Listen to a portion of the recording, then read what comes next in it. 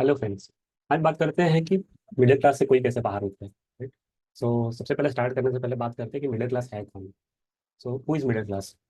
तो middle class आप उसे कह सकते हैं जो अपनी सैलरी पर डिपेंडेंट है, अपने मंथली खर्चों के लिए, अपने बिल्स भरने के लिए, अपने जो भी लग्जरी या रिचनेस वो दिखा रहा है, अगर उसके लिए वो डिपेंडेंट है सैलरी पे और सिर्फ सैलरी पे, अपने घर के लिए, अपने कार के लिए और अपने घूमने फिरने के लिए, किसी भी चीज़ के लिए अगर वो सैलरी पे डिपेंडेंट है, कि जैसे कि अगर वो उसकी सैलरी 20 ऑफ एवरी मंथ को खत्म हो जाती है और उसके बाद वो कुछ नहीं कर पाता, लाचार समझता है अपने को, तो वो काइंड ऑफ मिडिल क्लास माना जाएगा। 20 तारीख को सैलरी खत्म हो जाती है और उसके बाद वो वेट करता है कि नेक्स्ट सैलरी कब आए, जिससे कि वो अपना नेक्स्ट मंथ का स्पेंडिंग कर सके, तो उसे मिडिल क्लास माना जाएगा। सेकंड ट्रेट है मिडिल क्लास का, जिसको डायरेक्टली अपने इनकम पे या सैलरी पे टैक्स देना पड़ता है। जैसे कि अभी आप अगर बिजनेस में हो या फिर किसी और सेल्फ एम्प्लॉयड हो, आप पहले बिजनेस का जो भी इनकम हो उससे अपना एक्सपेंस माइनस करते हैं, देन सैलरी, देन उसके ऊपर टैक्स लगता है। बट आप अगर मिडिल क्लास में हो, आप जॉब कर रहे हो, तो सीधा सिंपल सा फंडा है कि आपकी जो सैलरी आई उस पर सीधा टैक्स लगा और उसके बाद फिर आप एक्सपेंसेस और इन्वेस्टमेंट के बारे में सोच सकते हैं, तो आप मिडिल क्लास हो। फिर थर्ड है जो कि एसेट्स को नहीं समझता है, राइट। एसेट्स क्या होता है, वो समझता है कि वो घर जिसमें वो रह रहा है वो एसेट है, राइट। इसके लिए बहुत सारे मिडिल क्लास लोग एक ही घर में जिसमें रहते हैं, उसी को उसी को बार बार रेनोवेट करते हैं, बार बार उसको अच्छा दिखाते हैं, जस्ट थिंक कि यही मेरा एसेट है, इसको मैं कितना सुंदर और अच्छा बना सकता हूँ। या फिर जो समझते हैं कार मेरा एसेट है, या फिर जो या किसी और लग्जरी आइटम को समझते हैं कि ये मेरा एसेट है। तो जिनका बोलते हैं ना कि सब कुछ कॉन्सेंट्रेटेड है, एक घर है, वही एक उनका एसेट है, वो जो समझते हैं उनको हम मिडिल क्लास कह सकते हैं। अब देखते हैं कि मिडिल क्लास से बाहर कौन है, राइट। अगर कोई बंदा मिडिल क्लास में है और वो मिडिल क्लास से बाहर गया है, तो उसके क्या क्या ट्रेड्स हो सकते हैं। फर्स्ट है, उसके पास फ्रीडम होगी। मिडिल क्लास से बाहर अगर कोई है, उसके पास फ्रीडम, कौन सी फ्रीडम होगी, freedom of time and freedom of money. Freedom of time बोल सकते हैं क्योंकि उसको किसी कोई शेड्यूल नहीं है, राइट। एक कंपनी का शेड्यूल नहीं फॉलो करना है कि ये टाइम पे जाना है, ये टाइम पे आना है, इसके अलावा और कुछ नहीं कर सकते हो। ये बीच का पूरा टाइम जो है वो किसी को डेडिकेट कर दिया गया है, तो उसका फ्रीडम है कौन सा काम लेना है, कौन सा काम नहीं लेना है, या फिर कौन सा काम करना है। ये फ्रीडम जिसके पास है वो बोल सकते हैं कि आउट ऑफ मिडिल क्लास है वो, right? भले उसके पास बड़ी गाड़ियां ना हो, बड़े घर ना हो, बट वो अपना बेसिक चीजें देख सकता है, बेसिक उसकी रिक्वायरमेंट्स फुलफिल्ड है और उसके पास टाइम का फ्रीडम है, तो मिडिल क्लास बोला जाएगा, मिडिल क्लास से बाहर बोला जाएगा। और do not work for money, उसके उसके कुछ इन्वेस्टमेंट्स है, उसके उसके एसेट्स है, जो इसके जिससे उसके मंथली खर्चे निकल जाते हैं, ठीक? उसके मंथली खर्चे निकल जाते हैं एंड उसके प्लस उसने खर्चे भी इस तरह से रखे हुए हैं कि उसको उसके खर्चे ऐसे नहीं जिसके लिए उसको आउट ऑफ वे जाके कुछ एक्स्ट्रा एफर्ट डालना पड़े पैसे कमाने के लिए, राइट। तो उसको हम बोलेंगे कि वो आउट ऑफ मिडिल क्लास है।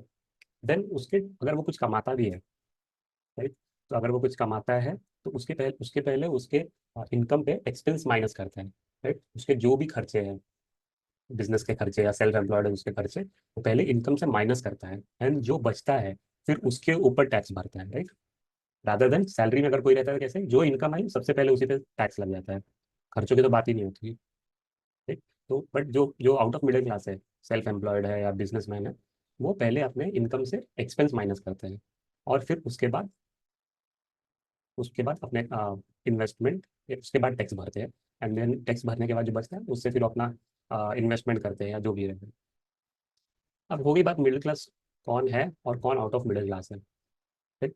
तीसरा पॉइंट है basics to get out of middle class. और ये कुछ बेसिक्स है जैसे कि जिससे जिससे फॉलो करेंगे, और it is not, it is very simple but not easy, right. Simple है, चीज़ें आप सुनोगे तो लगेगा कि हाँ ये तो किया जा सकता है, इसमें क्या ही प्रॉब्लम है। बट ये करने, क्योंकि ये माइन्यूट चीज़ें हैं, इतनी माइन्यूट चीज़ें हैं कि कभी कभी दिमाग से या मोस्ट ऑफ द टाइम दिमाग से निकल ही जाता है इसके बारे में सोचना। तो देखते हैं। सबसे पहले अंडरस्टैंडिंग एसेट्स। सो बेसिक एक डेफिनेशन है, asset is that adds money without active work into your pocket.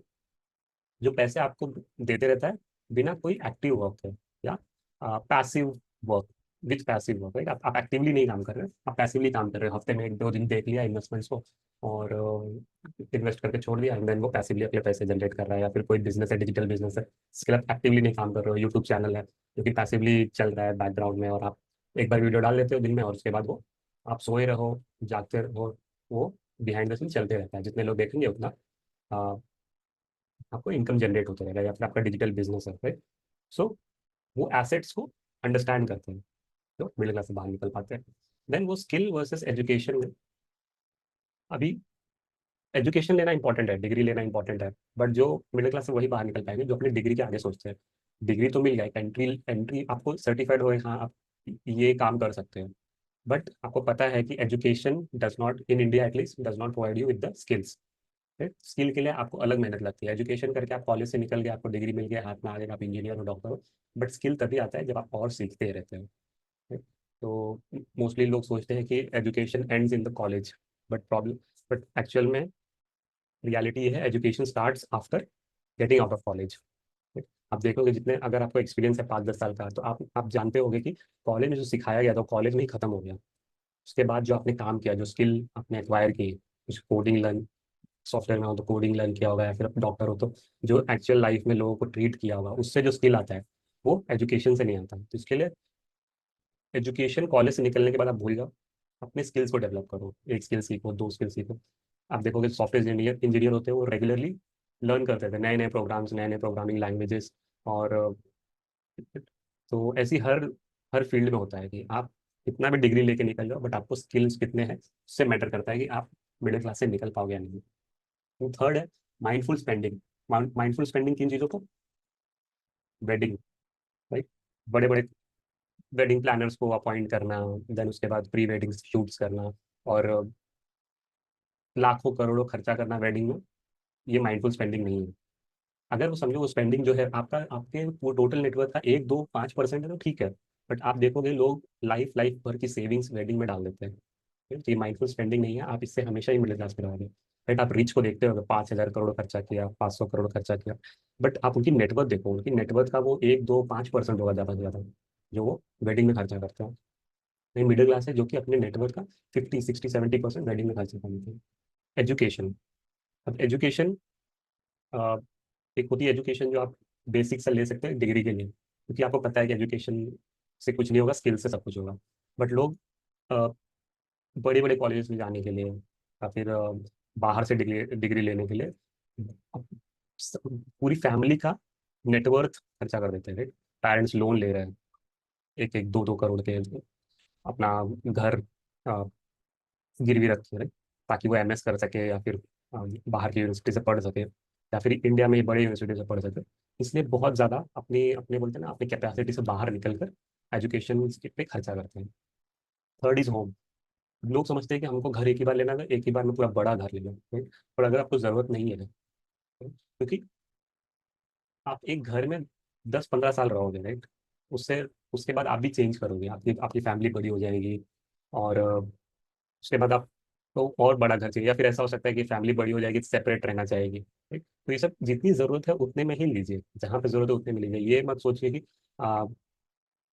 Future का मैं सब साथ में रहेगा, मुझे 3 BHK 4 BHK लगेगा, इसलिए मैं आज ही करोड़ों रुपए घर में फंसा के रख दूँ, ठीक। क्योंकि आप जब अपना अपना नेटवर्क देखते हो, आपका पोर्टफोलियो देखते हो, ऐसा नहीं होना चाहिए कि 2 करोड़ का घर है और बाकी इन्वेस्टमेंट्स आपके सिर्फ 2-4 लाख 5 लाख म्यूचुअल फंड्स में डाल के रखे हैं। आपको अपना नेटवर्क एज अ होल देखना, राइट। जब आप अपना नेटवर्क एज अ होल देखोगे कि भाई प्रॉपर्टी में भी इतना है, उसके उसके आसपास 50% या 70-80-100% मेरा बाकी इन्वेस्टमेंट में भी है, ठीक। ऐसा नहीं हो कि आपका पोर्टफोलियो हैवी है सिर्फ घर में देन उसके बाद आप लोन लेके रेनोवेशंस करवा रहे हो घर में, ठीक, फर्नीचर्स करवा रहे हो। बहुत ही लग्जरियस दिखना चाहिए मेरा घर है, 1-2 BHK, बट मुझे बहुत ही लग्जरियस दिखाना है, तो ये सब जो खर्चे करेगा वो मिडिल क्लास से बाहर नहीं आ पाएगा, ठीक? क्योंकि ये सब खर्चे डेप्रिशिएटिंग है, एक बार हो गया उसके बाद इस पे कुछ आपको एप्रिसिएशन नहीं मिलने वाला है। देन बड़ी कार लेना, आपको जितनी रिक्वायरमेंट उतनी लीजिए, मुझे एसयूवी चाहिए, देखो तो बड़ी बड़ी एसयूवीज लोग ले लेते हैं, सोचते हैं कि एवरी वीक जाएंगे कहीं घूमने, बट नहीं मिलता है टाइम, या फिर मन ही नहीं करता जाने का एवरी वीक। घर थक के आते हो आप काम करके, और एसयूवी खड़ी रहती है, सही। अगर आपका मतलब घर और कार में अगर खर्चा करना है, अगर वो छोटा सा पार्ट है आपके नेटवर्क का, right? आप BMW लेते हो, बट BMW एक just is a part of your network, 2-3% का, right? तो इट मेक सेंस कि आप ले लो। बट अगर आप एक BMW ले रहे हो और वो ही आपके नेटवर्क का 10-20-25% पैसा चला जा रहा है कार में, तो फिर वो माइंडफुल स्पेंडिंग नहीं हुई, राइट। देन आप खर्चा अगर करते हो कि दूसरों से कंपैरिजन करके, कि मेरे बगल वाले ने रेनोवेशन किया, बड़ा सा गेट बनाया, या बहुत ही अच्छी लॉबी बनाई, आप सोचते हैं कि मैं भी करूँगा, तो ये माइंडफुल स्पेंडिंग नहीं है। देन फोर्थ वे है gate out of middle classes, slowly get out of salary addiction. अभी ये, अगर किसी की छोटी सैलरी है, 10, 15, 20, 25, 50 हज़ार की है, आप देखोगे कि वो सैलरी अगर कल वो कुछ करने लग जाए बंदा, तो वो इजीली वो 50,000 की सैलरी छोड़ सकता है, राइट। एक इन्वेस्टमेंट इनकम उसकी बन जाए तो इजीली छोड़ सकता है और बाकी चीज़ों में कॉन्सेंट्रेट कर सकता है। बट अगर किसी की सैलरी 2, 3, 5 लाख हो गई, तो वो उस सैलरी की जो एवरी मंथ क्रेडिट हो उसके एडिक्शन से बाहर निकलना मुश्किल हो जाता है। तो वो कौन कर सकता है? जिसकी एक इन्वेस्टमेंट इनकम हो, राइट। आपका इन्वेस्ट करके आपने समझो माइंडफुल स्पेंडिंग की, आपने ट्रेडिंग में बचाया, एजुकेशन में उतना नहीं किया, नहीं, अपनी जितनी जरूरत थी उतनी किया, उससे थोड़ा सा कम किया, बट आपने उससे इन्वेस्टमेंट इनकम जनरेट कर लिया, और इन्वेस्टमेंट इनकम से कम महीने का खर्चा चल जा रहा है, तो उस समय पे आप सैलरी एडिक्शन से बाहर निकल सकते हैं।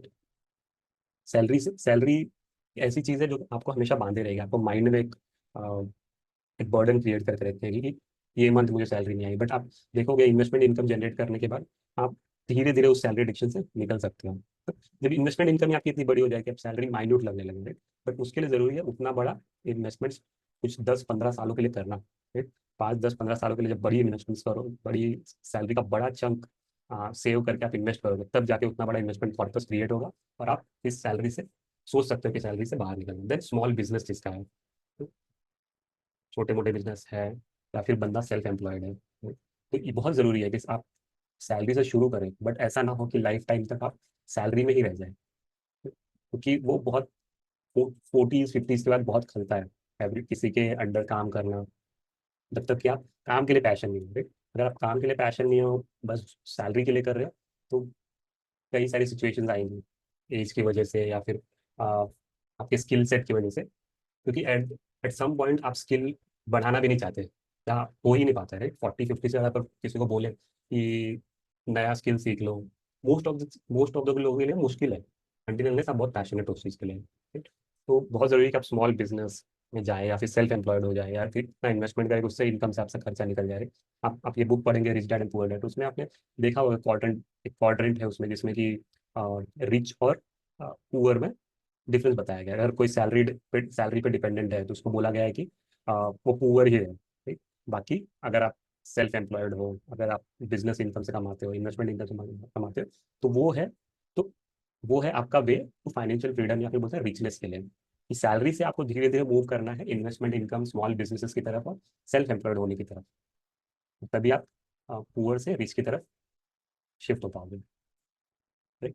सो ये था बेसिक, एक बोल सकते हैं क्राइटेरिया या वे, सिंपल वे, जिससे कि हम लोग मिडिल क्लास से बाहर निकल सकते हैं। ये कोई क्विक नहीं है, बट इसके इसके सक्सेस होने के चांसेस बहुत ज़्यादा है, ठीक।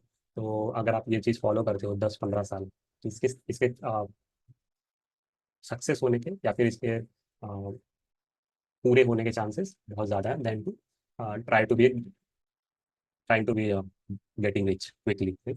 सो कमेंट करके बताइए आपको क्या लगता है, अगर कोई चीज़ उसमें मिस हो गई है, कोई आपका एक्सपीरियंस है जो बोलता है कि नहीं, इनके बाहर भी कुछ चीज़ें हैं जो करके एक बंदा मिडिल क्लास से बाहर निकल सकता है, right?